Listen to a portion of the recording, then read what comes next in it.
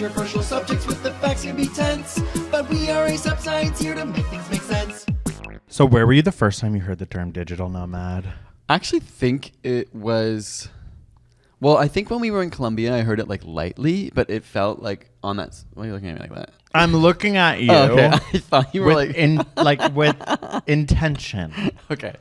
And on that same trip, we went to Argentina in Buenos Aires, is where I felt like I was so much more aware of it. Like, wow, someone's been doing Babel. Buenos Aires.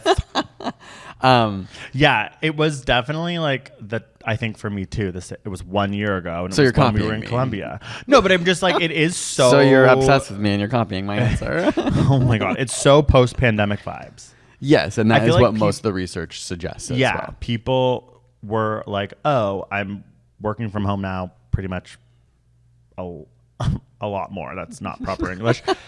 I guess I know what that feels like now. I could probably do this from Bali or whatever. Yeah, and just to give people context, if you haven't heard of digital nomads, like I know we kind of mentioned it up front, but the idea is there's a lot of people who realized during the pandemic that they can do their job entirely remotely, and so a lot of people, whether you're in Canada, America, anywhere in the world, realize, okay, I could just pick up, go somewhere. Maybe it's somewhere warmer. Maybe it's somewhere with a different culture. Do my work from there. But while I'm having a sort of like travel, not like an intense travel experience, but living in another city. It's giving also 20s to early 30s vibe / maybe you're not like trying to build your life and have kids. Like it's very... Yes, right? I have some interesting stats on that though. Oh, slay, go off. Yeah, some studies. Well, I'm just going to start by saying that 4.8 million Americans are pursuing digital nomad work right now in either a full or part-time capacity. What number did you say? 4.5 million. I have 17.3 million Americans workers currently describe themselves as digital nomads. Okay, whoa. Mine's from the MBO Partner State of Independence in America report. Okay, mine, let me pull it up. Mine was from like a U of T study. No, well, I have that 17... MBO Partners. That's the same report I'm 17 million people aspire to be digital nomads. No, I'm on the website today. Wow, we are about to 17.3 million absolutely- American workers currently describe themselves as digital nomads. Look at this fucking graph. Whoa. Wait, okay. Mine says 17 million independent workers aspire to become digital nomads, and 4.8 million Americans are already pursuing digital nomadic work in either a full or part-time capacity. Well, is yours an outdated study? I'm like, maybe, because yours is right now in front of us. Yeah. 17. So then those aspiring ones from my study of 3 years ago are not They've doing done it. 17 million. I thought 4.8 million was a lot. No. 17 million Americans are across the world. And Was it the same site? MBO? Yeah, MBO, literally. Weird. Maybe But you were mine on might be previous year. old because mine's just me writing it out. Yours is right on the website. Okay, so that, for example, is 131% up from pre-pandemic, Wow. 2019 to 2022. Wow. And then it Tis a said thing. It's grown by 2% since 2022. Wow. This Other study predicted that by... Well, we can't trust your studies. Yeah, these no, days. I know. It was just from the same... I'm kidding. Well, I'm like, my study was just linking to other ones I didn't... This is just saying that 31% of all workers worldwide will work remotely or at like hybrid workforce in 10 years. Okay, I have nothing to dispute that. Yeah, okay. But anyways, yeah, don't listen to me. I Continue. brought this up because we were talking about like Kids. who is actually Yeah. traveling. One big stat was obviously it's people who are not tethered in that way. Not just kids, but dogs or family members have to take care of. Like a lot of digital nomads are people who are able to just pick up and leave. Yeah. But they said Gen Z accounts for around 21%, millennials account for 37%, and then the rest are older. Oh. So that's still combined more than 50% is like young people, but like a huge chunk of Gen X and beyond are also digital nomads. And maybe in some ways they're the people who have the most affluence to be able to do it. You know what I mean? They've like accrued their career. They're maybe able to like, you're giving a look again where I'm like, no, like, could you be I guess you could just be a digital nomad with your whole family and kids. You could be. That just seems crazy. Yeah, it would uproot your kids' lives, like if they have to change schools, maybe not speak the native language. Like, oh, we're gonna go move to Colombia for a year, and you're gonna go to school in Colombia. I'd be like, that's insane. Like if you're a kid, you'd be like, what? You like speak English? But I mean, a lot of families do that. Even if they're not digital nomads, like because of parents' jobs, they have to like get up and go somewhere else. That's true. Maybe it's more and more common now, but not to say that's an easy thing. I know. And whenever I meet those kids who are like, I grew up in this country and this country and that country, I'm always like, you're actually kind of cool. So like they like have a swag. The for sure examples in my life where I'm like, wow, you are smart and you're interesting and you know so much. But other times when you're like, you are weird. Okay, interesting. I guess it's like everything. There could be outliers. No, you're right. It doesn't like make your kid cool, but I just in my head thought it would. But yeah, maybe as a young person when I met people like that, they were weird because you were weird beyond me. You know what I mean? Like they were like, have you ever had ramen? And you were like, what word is that? I'm like, you mean Mr. Noodle? Yeah. Yes, I have that every day. By the way, for our international audience, Mr. Noodle is what we call ramen in Canada. Like the oh my packaged God, kind. Mitch! Like we Not don't have an real editor, ramen. but edit this out. What? Mr. Noodle is not what we call ramen in Canada. It's a random ass like If you get Oh like my a God. little package of fake ramen in Canada, it's probably Mr. Noodle. If you choose to buy Mr. Noodle, which is your favorite food of all time, there's choices to be made, and it's just okay. We're moving on. Okay, we'll do an episode on I need Mr. the Canadians Noodle. to chime in. Like, I'm not talking about going to get real ramen, like from a ramen shop. I mean, growing up in university, these times when you're like eating these noodles because they're so cheap. It's Yeah, like I know what Mr. Noodle is. I need people to back me up and be like, yeah, Mr. Noodle is top choice, top Okay, shelf. that's different than going to Barcelona, which we'll talk about soon, and being like, oh, wow, you have ramen here? Oh, in Canada, we call that Mr. Noodle. That's what you said. You're like, in Canada, we call ramen Mr. Okay, we're done. We're side noting too hard. We are moving on. What? You take What? everything away from me. Okay, what do you need to say about Mr. Noodle that I said wrong? Because I'm a dumb little Canadian kid who's ignorant, and I didn't know it was called ramen until I was like in university. I had Mr. Noodle like every day of my life. I see, and you just were like, it's and soup. then I met an American in Australia. Okay, your least favorite things coming together. And then they were like, "Do you want to get ramen?" And I was like, "What the absolute hell are you talking about?" Okay, fine, that's funny. That's on you. You're embarrassing. And I was like, "Yeah, you mean Mr. Noodle?" And then we went and got a package. I was like, "It's not called Mr. Noodle here." Okay, so digital nomads, I think there is, an excitement if you're in the West and you're of affluence, like, okay, like let's pick up, let's go live in Bali, let's go live in Barcelona, where we just were, has a big issue with this. A lot of British people. Where? Barcelona. Oh yeah, we were there. And Lisbon, Portugal, the Brits are moving in, and Mexico, there's a huge issue. Yeah, Puerto apparently Rico. Mexico City is one of the biggest digital nomad cities. And people consider, like I think Chiang Mai in Thailand, kind of one of the original digital nomad places. Not digital nomad, but like a place where because it's like really inexpensive, and a lot of people would go and just like work there and set up shop. And now it's like since the pandemic, even more so. So in like Mexican beach towns in the Southwest, there was a bunch of them I was reading studies about.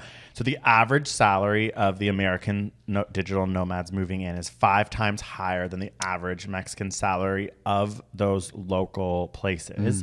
So this creates I'm trying to learn about inflation, and I was like, oh, here we go. And it creates an inflationary problem because the demand is now outweighing the supply of residences, which makes sense. You're in a beach town. There's not that many places. Yeah. So that creates pressure for the prices to go up. Yes. And they've gone up so fast that the locals are then expelled from where they're living. Whereas I think a lot of people think, oh, we're digital nomads, we're helping the economy. Almost immediately in these places, it was the complete opposite. They're now like trying to figure out how to like almost have movements to ensure that like they're protected as because local communities. What happened in these 5 beach towns is that the Mexican people living there were first displaced, completely evicted, and then because the demand was so high, they started to just literally like bulldoze all the not natural, that's the wrong word, buildings to make high rises, right? And essentially create like people Starbucks, coming, and it's like like and it's basically all like digital destroying nomad the influenced. actual culture that was there, for like a sanitized version that suits North American or Western sort of like views of community. And it's like interesting for those places because they're so small. We'll get into like Barcelona and bigger cities because it's like obviously there's issues, but it's different when it's like a small beach town in Mexico and they actually fully displace everyone. Yeah. It's like, okay, that's not good. It is interesting because obviously on the surface, if you think about doing it yourself, it seems exciting. And it is like, okay, this could be so fun. And yeah, it's easy to be like, and my money's going to go support, like, yes, I might be more affluent, but I can like spend money in these communities and I'm helping and I'm not like hurting anyone. and my money's is coming from somewhere else. So I'm actually bringing like Canadian dollars with me and spending them in a different country. So in that way, it's not like I'm siphoning the money from their own country, and you know what I mean. But when you start to live there, yeah, it creates an issue. I think it's just interesting because tourism is such a integral part for many countries' economies. Like some countries depend on tourism as like their main source of their main sources of revenue. This talks a lot about how people aren't staying in hotels. Hotels were an important part of these beach towns because it would siphon the tourists to the hotels and it wouldn't be taking over the actual living quarters. Yeah. But people now want like the experience of if you're a digital living, nomad, you're right? not living in a hotel. You want to like have a kitchen and you want to like feel like you're around local people. But you also wouldn't. That's not what digital nomads are. Renting places. They're not staying in hotels because if you stay in a hotel for 6 months, that's great. Yeah. So I'm just like, that wasn't an interesting They're thing. taking There was a part rentals. about hotels. Like the people were like, no, we had tourism. We were into tourists who were in those hotels over there for a week. Yeah, that makes sense. Yeah, you're like competing in the rental market, which is obviously then going to raise rents. If you have 5 times the disposable income to then be like, well, I'm going to like pay for this one that's relatively cheap to me, but of course, then like the local like landlords or whatever are going to be willing to like raise their prices that people will pay for. In fairness, a lot of digital nomads in one survey I read were leaving major cities like New York, London, Toronto for these places to escape the fact that they couldn't live the life that they wanted in these expensive cities. So it was kind of interesting. It was like, oh, they're not maybe just necessarily moving there because they're so rich or whatever. Sometimes they're like, we're struggling in New York, but my salary can go so much further. Yeah, I was like, okay, that's interesting. Like I just thought it it's was like not about necessarily the just like the most affluent people, but relative to the local communities they're going to, they're probably considered very affluent. And to be honest, like you have to be in a certain category to be able to consider this at all. In North America, I think like you're not like taking people who are struggling. They're not the ones who are like, they don't even have the ability to go. You have to be like somewhat middle class to be able to go like, I'm going to pay for a plane and organize my way to get there and like have a job that allows me to work remotely. Like most lower wage work isn't remote. Yeah, that's true. Like you're going to be working on, that's so true. But it makes sense that you're not necessarily like, but in like Medellin, Colombia, where we lived for 3 months, there were so many digital nomads and so many people would be like, are you guys digital nomads? And because we're pieces of shit who like are really bad at working and we weren't working for 3 months, we're like, no, it was our 10-year anniversary trip of our job. No, I know, but it's just funny. It's like people will be like, oh, you're digital nomads. We're like, nope, we're actually just not working for 3 months. And they're like, okay, like what? And it's like, I kind of felt, not that there was judgment about digital nomads, but I felt better saying I wasn't a digital nomad when I was in Medellin. When you're there, like, you start to realize there is a way that people might think of you. Same with just like being a tourist. Like sometimes local populations can be annoyed by tourists because tourists can be really intense. And so I think it's that it kind of has a bit of a stain on it. To be a digital nomad, like yes, on one hand could be cool, but I'm sure there are lots of local people who are seeing the direct impacts that are a little bit annoyed. Well, Medellin's was super interesting because unlike a place like Barcelona, which I have like, I guess I'm confused when to talk. I'll talk about it now. But Barcelona's really struggling with this. But they're a major historical city where a lot of there was like really funny parts about a survey of Spanish people being like, these digital nomads are coming and contributing nothing to the culture of this city, which I was like, drag them to hell. Like that Barcelona's different. They're like, okay, we get it. We're a sick city. We're beautifully designed. We get that you want to come here. We also are having like, it's cheaper here. We're an amazing city. They're coming. They're making. They talked about the Poblenou neighborhood, like the one above the gay beach that we were at. Remember that? Like he took us to that neighborhood that was like used to be a swamp and like kind of is like being gentrified. How that neighborhood is like so frustrated with digital nomads. But it was interesting because they were like, yes, like now a beer costs more and our rent's more, but they're like at least like. Be cool. Like they had these really funny like if you're gonna like, show up here, like be a they're cool like person. We're freaking like cool ass Spanish people who have like really interesting culture, but you're like coming here and you're bringing like, with you Starbucks and you're bringing with you like some like basic. You're Americanizing it. Yeah, like and I was like that is so interesting. North Americans have a culture that Europeans are like what are you doing? You're now it's worse. Yeah. Whereas in Medellin, it's like, okay, that's a city that has really in recent years had a lot of turmoil. Like unlike Barcelona, I think that there at first might have been a bit of like, this is exciting. There's tourists coming back here. Right. We are. Yeah. But I now think- we have to figure out how we deal with this. Yeah, like I obviously as a Canadian don't want to justify digital nomadism in Colombia or Medellin. Or even it's a huge tourism, issue in but Medellin. obviously, like on the one hand, you have it was like only a few decades ago one of the most dangerous places in the world. Obviously, the fact that tourists are going there is at least a good sign and is transforming the economy and transforming like the safety of certain areas, and I think that's a good thing. But obviously, there's trade-offs, right? Well, I think that's And why I'm like digital. It's not for us to decide. I think it's like the local communities have to decide what is actually best for them. But reading about digital nomadism, I'm like, it's a huge issue. Like in Medellin, they're really happy with tourism. They're not happy with digital nomads. Like they're creating those, like from what I was reading, there's all these.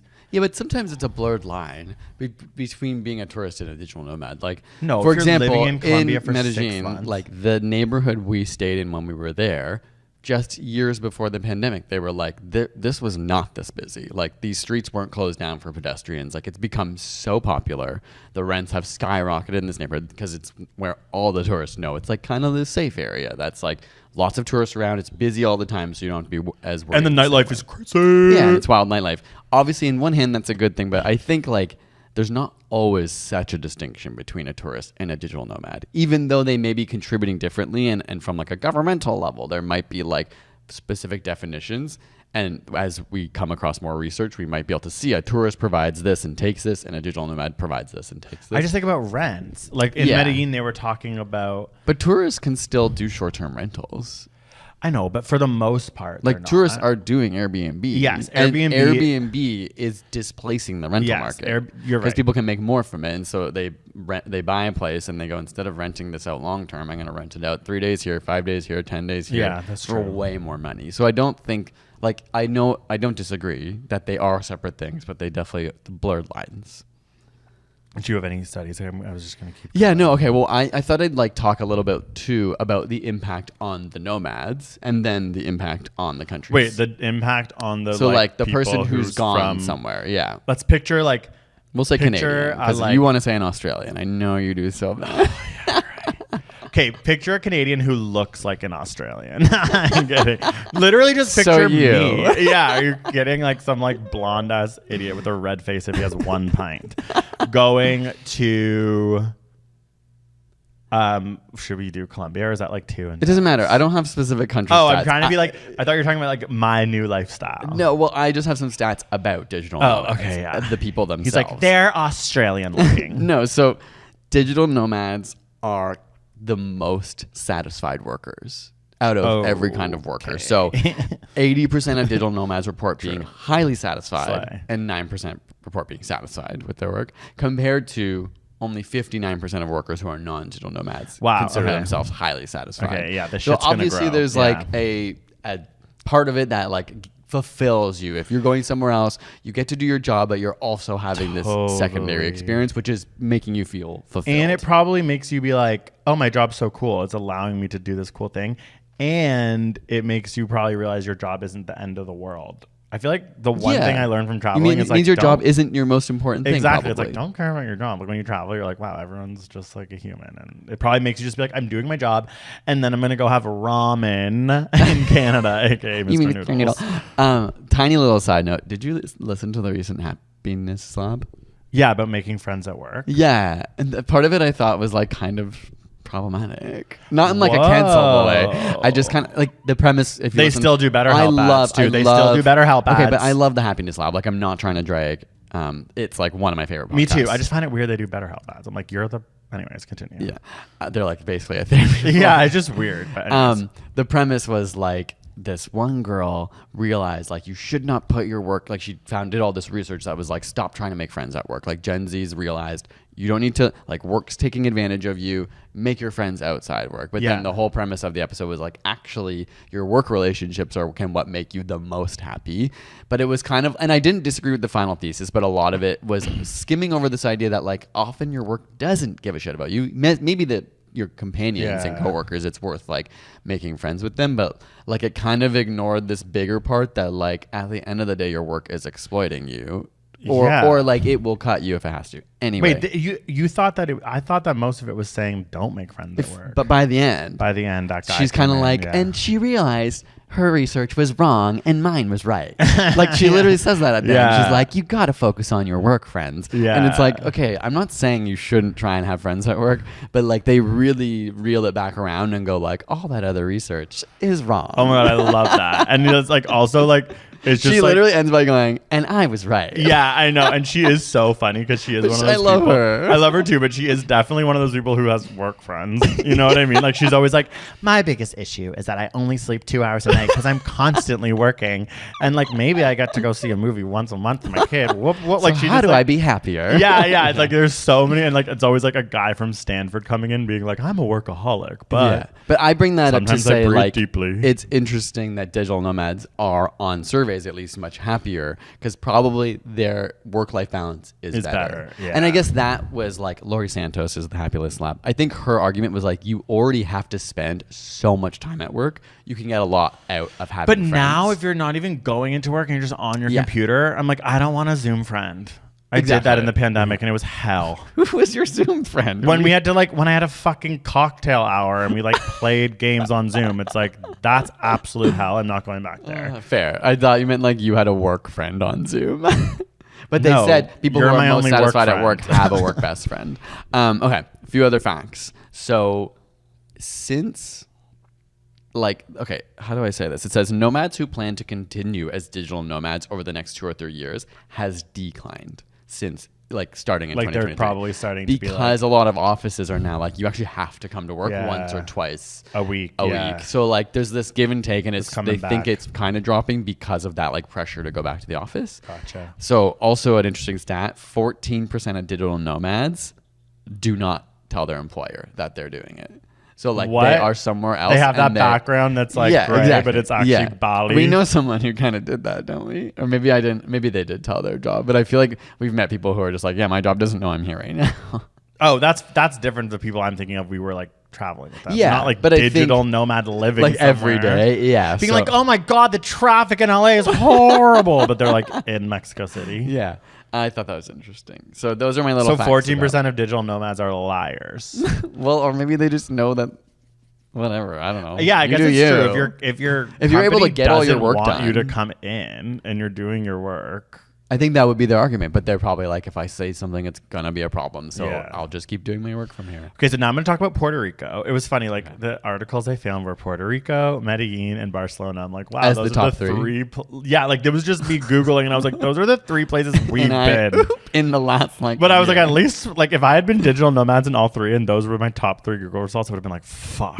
But okay, so Puerto Rico, there's a big issue since the pandemic because they have this like tax incentive. It's kind of crazy that like now all these Puerto Ricans are like, we can't have this because the locals don't get the tax incentive, but the people it who was are, like to encourage Yeah. outside money to come. also same with Spain and Barcelona. Spain has this digital nomad 6 month, like the actual government incentivized like British people and people to come. So now that like there's like all this graffiti in Barcelona that's like digital nomads go home. It's kind of the Yeah. Alberta thing of the Yeah. the British guys probably like, wait, there was a sign that's Spain, we want you to come. Like, you know what I mean? Like there is like Right, like we were actually advertised by your country to show up here and given a visa or given like some incentive to come.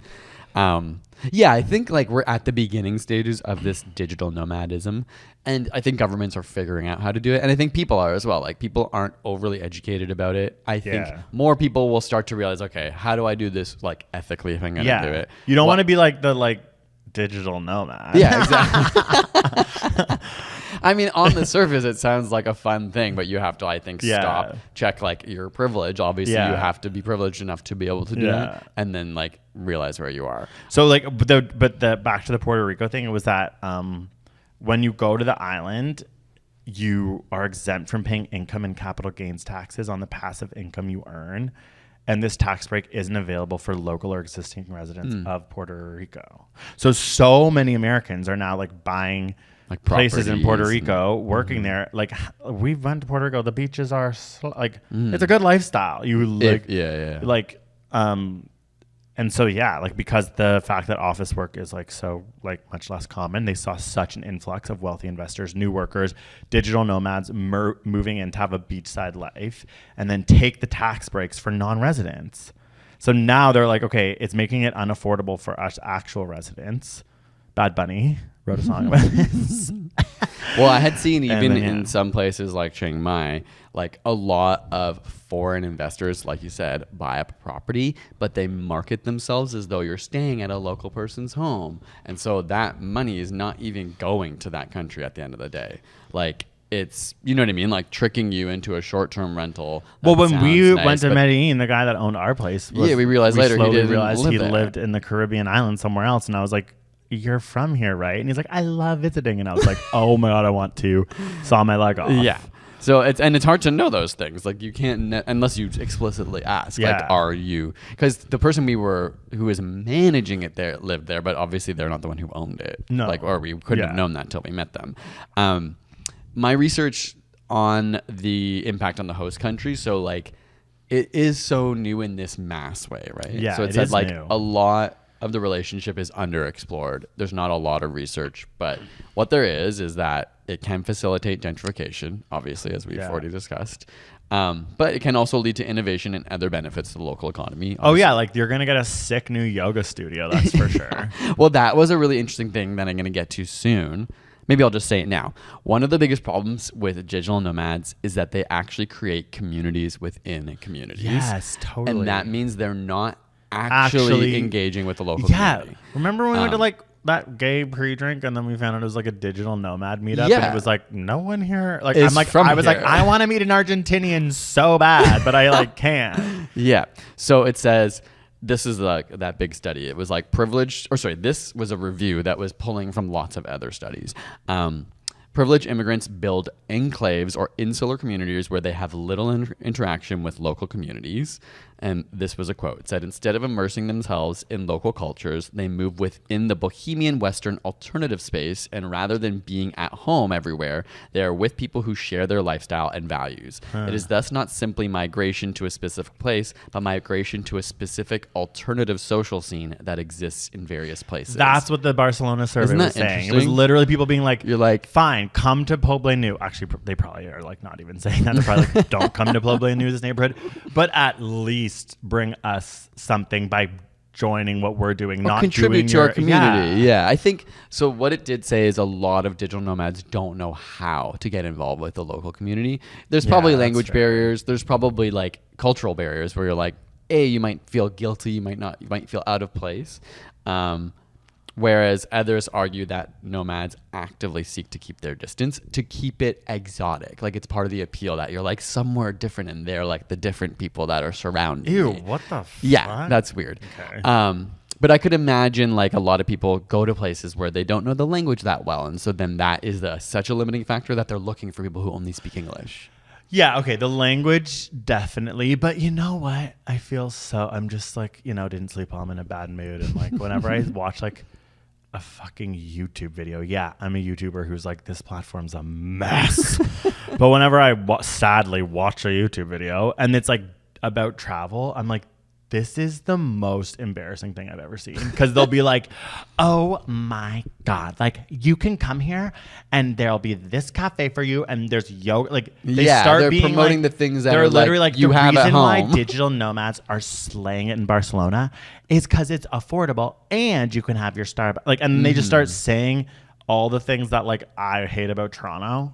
But you like can- in you there, have access I'm to like, everywhere in North why America. are you needing to do that if you're like, why the fuck did you go to Barcelona then? It's true. Like It's literally. if you're going to be a digital nomad, don't you want to go because you want to be somewhere else? Otherwise, and you that's where it feel comes back to it. what you're saying. Yeah. Some people are doing it to escape the pricing challenges of so home. they want their lifestyle of home. They but wanna be like, cheaper somewhere else. Yeah. That's And that's what colonial. these studies found is obviously that's what happens to Yeah. those neighborhoods. Like, And to be fair, when we do travel, we are tourists. Like even when we live in Colombia for 3 months, like we don't work and we act like tourists in a way where I'm like, we do seek out the local things because that's to us what tourism is. If I was stuck somewhere, or but in this case chose to live somewhere for 6 months, I might start to go, fuck, I need. That's when you start to go like, I need my Like you miss home. your life, And then you're the like, comforts you're of like, home. Oh, awkward. I'm actually going to Starbucks every day. Oops. Yeah, and even just like because we never feel that pressure. It's hard to make new habits and break old habits. So if you love like the way your gym is, if you love going to yoga, you're going to be searching for those things. I was actually into. annoyed when I was in Europe where I was like, I need a parfait. I was like, it Isn't is that, like, breakfast. where parfaits are from? Oh, sorry. I'm like, I need oatmeal and yogurt. I cannot eat a croissant and a coffee. It's like, I would start being like, I can eat anything for breakfast. Yeah, I know. I love a savory breakfast. Me too. No, you don't. No, yeah, you're right. You love a sweet breakfast. Sorry, no, but I don't like a chocolate croissant. I don't know why. I mean, I I'm, didn't like, really harping on want a that, chocolate croissant, but you said it was hard. Like, I remember in India, it was extra hard for you. Not that after a while, I was like, I can't keep having curry every single day. Yeah, no, that was really hard for breakfast because it was dal. It was like, but I loved that at first until we were Yeah, there. you We have were it in in India your a long blood. time. Yeah, and also I'm Indian. But I'm just like, I think that like I could see if I was a digital nomad starting to fall into wanting those comforts of home. And that's like the tension where this is, where it's like, well, then why the fuck don't you go home? Yeah. Because I think if you're a culture and if you're being displaced from your neighborhood, even in a wealthy city like Barcelona, then it's like, I can only imagine what's going to happen in Mexico or and Colombia if this Barcelona- isn't controlled.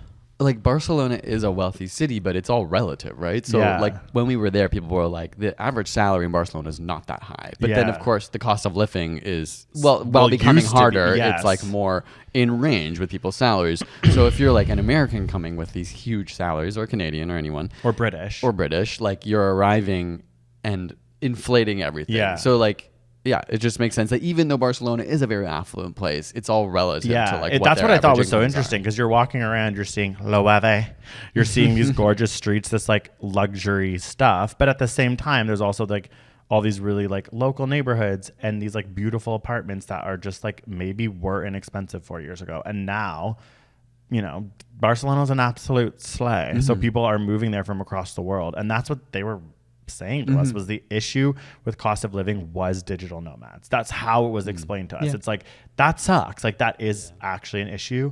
I mean, my only argument to that is I don't doubt that's contributing, but I think every local economy right now, including our own, is seeing extreme struggles with like cost of that's living, true. and it might be inflation. easier for them to go, well, it's the fucking digital nomads. Yeah. But it's like actually everywhere in the world is having this like really shrinking middle class, and that's not to say they're Are wrong. there digital nomads in Toronto? Probably. Yeah, but the sure. thing about Toronto that's so interesting is that it's so diverse. Like it's the most multicultural city in the world. So you can't feel this tension of tourists ever. Like you're not nearly as aware of it. Because Yeah. I'm like, who's a tourist? Like, you know what I mean? Like anyone could be a tourist. The only time I've ever because I love tourists in Toronto because I'm obsessed with Toronto, want people to like it.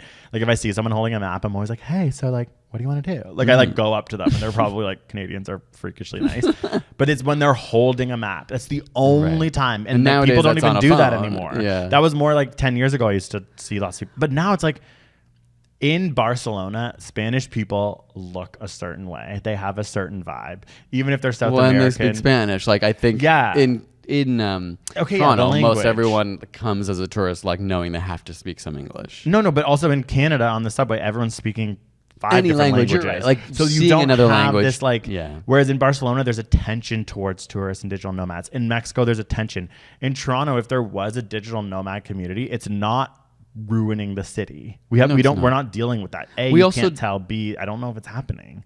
I was going to say we also don't deal with it in the way that some cities have like cruise ships arriving at Yeah, once, that and you shit see was huge crazy. like groups of hundreds of people moving together, and I think it's like more visually obvious. Yeah. Also, I'm sure downtown Toronto, like we're far enough from like the main bits of the city. But it's not a conversation in any of our local news. Whereas I was looking up Barcelona, Medellin, local news. It's like there's always something about digital nomads. There's always something about tourists and how to maintain the city's vibrancy and affordability in the midst of that. Whereas in Toronto, it's like, wow, like it's just not an issue right now. Yeah, I mean, Toronto is also one of the most expensive cities in the world. And I feel like it's what's creating digital nomads. Yeah, well, it's definitely the expensive cities with high salaries are the ones who export digital nomadism, right? It doesn't mean that there's probably Americans and British people and Australian people who come and are like, I'm going to go live in Toronto for 4 months and just work like from my home job there. But I think like it's actually prohibitive for a lot of people from other countries because it's so expensive that you're more likely to be a tourist for a week. To have gone to Europe and have, even with the euro being such a stronger currency than the Canadian dollar, have the cities be cheaper than Toronto. Like Toronto is so expensive. It's kind of wild.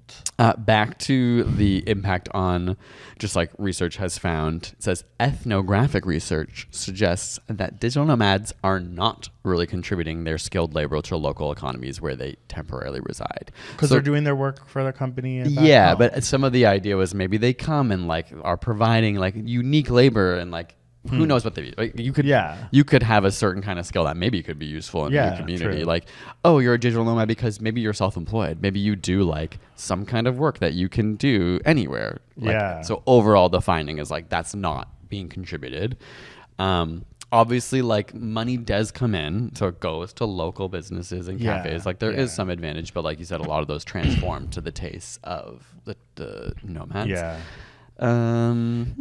And also like, this was just like talking about Mexico City. It says of the 10,000 apartment listings on Airbnb in Mexico City, the average price is 1450 pesos a day, while 95% of Mexicans only earn 518 pesos a day. Oh, wow. So it's like just showing the discrepancy between what a local person could afford as a daily rate versus like what they're being listed as is obviously catering.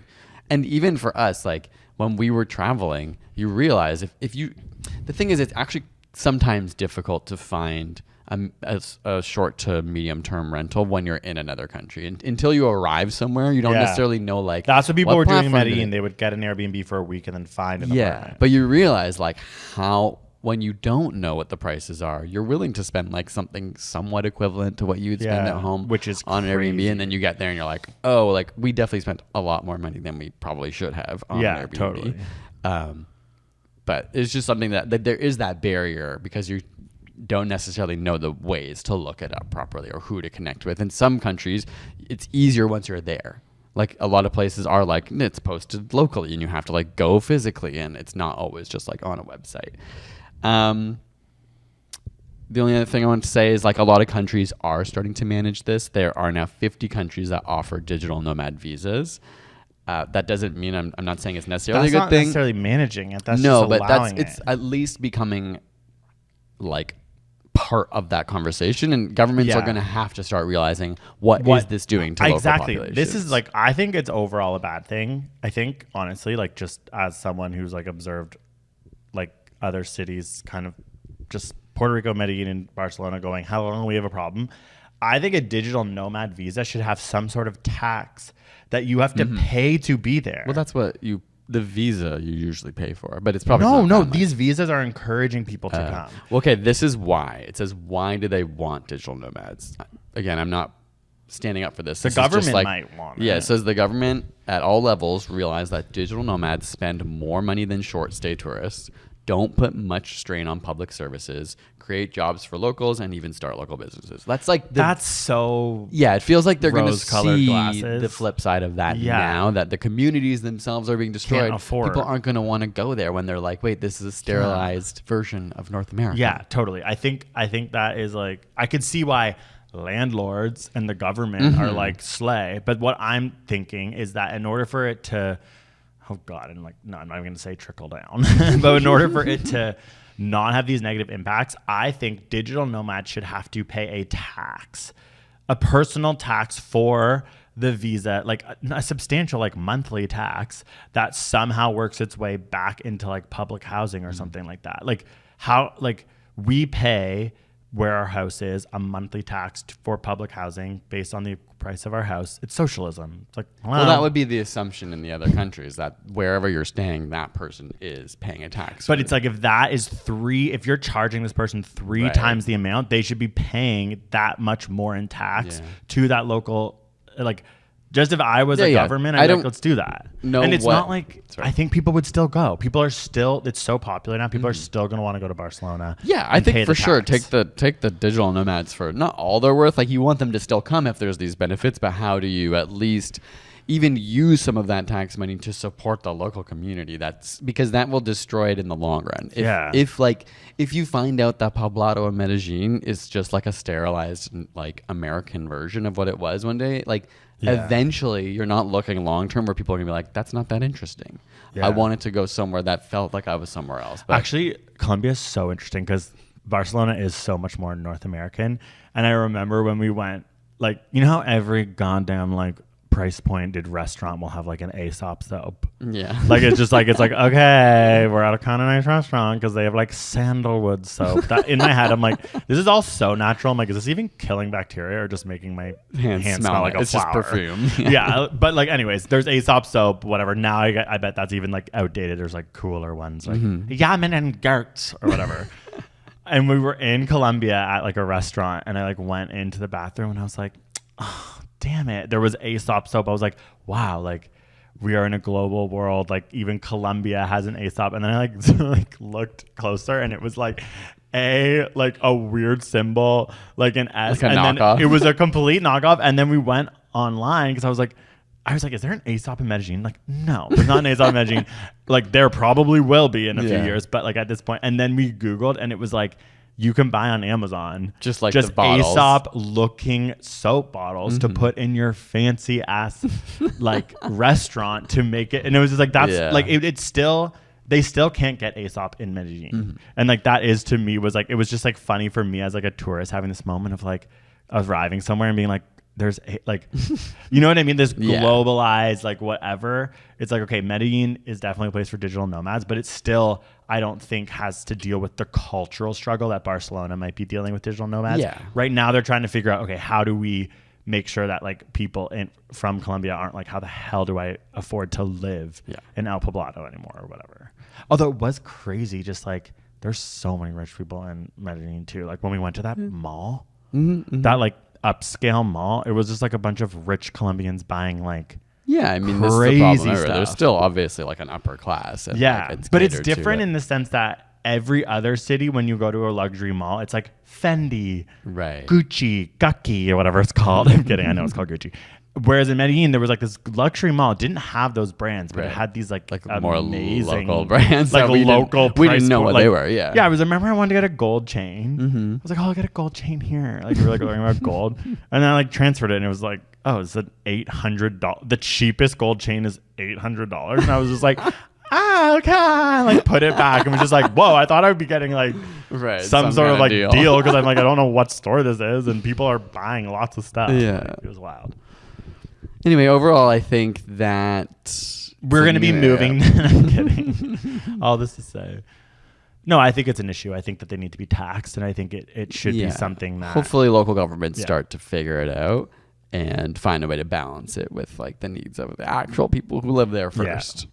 Because I could, like, we're so lucky to not, like you said, in Toronto, really have to deal with that. And that would be so annoying. It would be so annoying. And to be like, why is my government focusing on this? Yeah. Like, focus on us. Yeah. Anyway. Okay. Slay all day. Talk to you next week. Bye.